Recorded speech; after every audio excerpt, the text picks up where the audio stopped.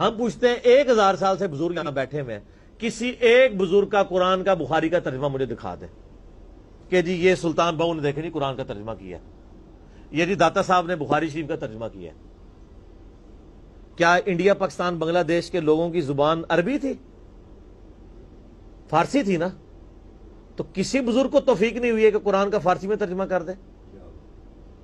اتنا بڑا چھکا میں نے مارا ہے کہ قیامت تک یہ روئیں گے۔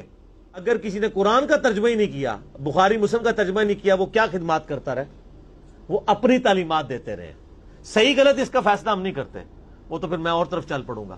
صرف جو خدمات والا ڈھونگ رچایا ہوا ہے نا، وہ میں آپ کو بتا رہا ہوں۔ جتنوں کے مزار بنائے ہوئے ہیں آپ نے، کسی ایک کا ترجمہ دکھا دیں قرآن کا۔ بسم اللہ الرحمن الرحیم۔ جی ناظرین، تو دیکھا آپ نے کہ مرزا جیلمی اس بات کو بیان کر رہا ہے کہ اس دھرتی پر 1000 سال سے بزرگان دین اولیاء کرام موجود ہیں اور کسی نے بھی قرآن کا ترجمہ یا بخاری اور مسلم کا ترجمہ نہیں کیا۔ یہ شخص دین کی اشاعت کو قرآن اور بخاری اور مسلم کے ترجمے پر منحصر کر رہا ہے، حالانکہ دین کی اشاعت صرف ان چیزوں پر منحصر نہیں ہے۔ دین کی اشاعت کے مختلف طریقے ہیں اور ہمارے اولیاء کرام نے اور بزرگان دین نے مختلف طریقوں کے ساتھ دین کی اشاعت کی۔ کسی نے فن خطابت کے ذریعے دین کی اشاعت کی، کسی نے درس و تدریس کے ذریعے سے دین کی اشاعت کی، اور کسی نے کتابیں تحریر کر کے جو ہے وہ دین کو پھیلایا اور لوگوں کو دائرہ اسلام کے اندر داخل کیا ہے۔ اور یہ شخص قرآن کے ترجمے پر اور بخاری اور مسلم کے ترجمے پر دین کی اشاعت کو منحصر کر رہا ہے۔ ناظرین، یہ بات یاد رکھیں کہ اولیاء کرام پر اعتراضات کر کر کے، تنقید کر کر کے اس بندے کا دماغ چل گیا ہے اور یہ بندہ بھانولا بن گیا ہے۔ اس کو یہی پتہ نہیں ہے کہ ہمارے بزرگان دین نے قرآن کا بھی ترجمہ کیا ہے، بخاری اور مسلم کا ترجمہ بھی کیا ہے۔ اور یہ شخص یہ بات بیان کر رہا ہے کہ جتنے اولیاء اللہ کے مزارات ہیں، کسی نے بھی نہ قرآن کا ترجمہ کیا ہے، نہ بخاری اور مسلم کا ترجمہ کیا ہے، اور آگے سے غرور اور تکبر والی بات بیان کر رہا ہے، کہہ رہا ہے میں بہت بڑا چھکا مار رہا ہوں۔ تو آئیے ناظرین، میں آپ کے سامنے چند مثالیں رکھتا ہوں کہ ہمارے بزرگان دین نے قرآن کا ترجمہ بھی کیا، بخاری اور مسلم کا ترجمہ بھی کیا ہے، اور میں ماضی قریب کی مثالیں آپ کے سامنے رکھوں گا تاکہ مرزا جیلمی کے دماغ پر زیادہ اثر نہ پڑے اور اس کو پتہ چل جائے کہ ہمارے اولیاء کرام، ہمارے بزرگان دین جن کے مزارات بنے ہوئے ہیں، انہوں نے قرآن کا بھی ترجمہ کیا ہے، بخاری اور مسلم کا ترجمہ بھی کیا ہے۔ میں سب سے پہلی شخصیت قاضی ثناء اللہ پانی پتی رحمۃ اللہ تعالی علیہ، متوفہ 1225 سنہ ہجری، ایک عظیم صوفی بزرگ تھے اور ایک بہت بڑے محدث اور مفسر تھے، اور انہوں نے قرآن مجید فرقان حمید کی ایک بہت ہی خوبصورت تفسیر مظہری کے نام سے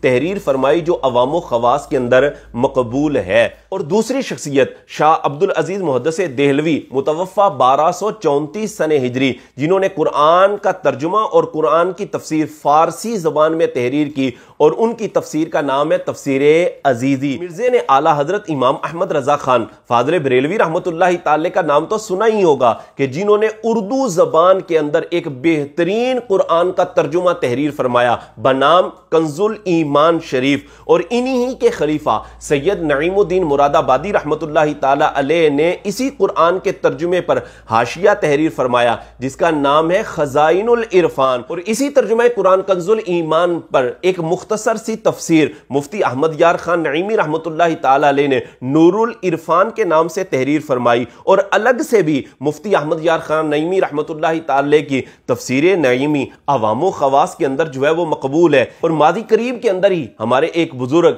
ایک عالم دین علامہ غلام رسول سعیدی رحمۃ اللہ تعالی علیہ گزرے، جنہوں نے اردو زبان کے اندر قرآن مجید فرقان حمید کی ایک بہترین تفسیر اور بہترین ترجمہ تحریر فرمایا جس کا نام ہے تبیان القرآن۔ جناب، اب آئیے ذرا بخاری کے ترجمے اور بخاری کی شرح کی طرف چلتے ہیں کہ ہمارے بزرگان دین نے بخاری پر کتنا کام کیا ہے۔ ان میں سب سے پہلے سید محمود احمد رضوی رحمۃ اللہ تعالی علیہ، جامعہ حزب الاحناف والے، انہوں نے بخاری کا ترجمہ اور بخاری کی شرح اردو زبان کے اندر فیوز الباری کے نام سے تحریر فرمائی۔ اسی طرح ہمارے بزرگان دین میں سے دوسری شخصیت مفتی شریف الحق امجدی رحمۃ اللہ تعالی علیہ، جنہوں نے بخاری کا ترجمہ بھی کیا، بخاری کی شرح بھی لکھی جس کا نام ہے نزہۃ القاری، اور ہمارے ماضی قریب ہی کے ایک بزرگ جن کا نام علامہ غلام رسول سعیدی رحمت اللہ تعالی علیہ ہے، انہوں نے بخاری کا ترجمہ اور بخاری کی شرح نعمت الباری کے نام سے تحریر کی۔ اسی طرح شرح صحیح مسلم علامہ غلام رسول سعیدی رحمت اللہ تعالی علیہ نے اردو زبان کے اندر تحریر فرمائی،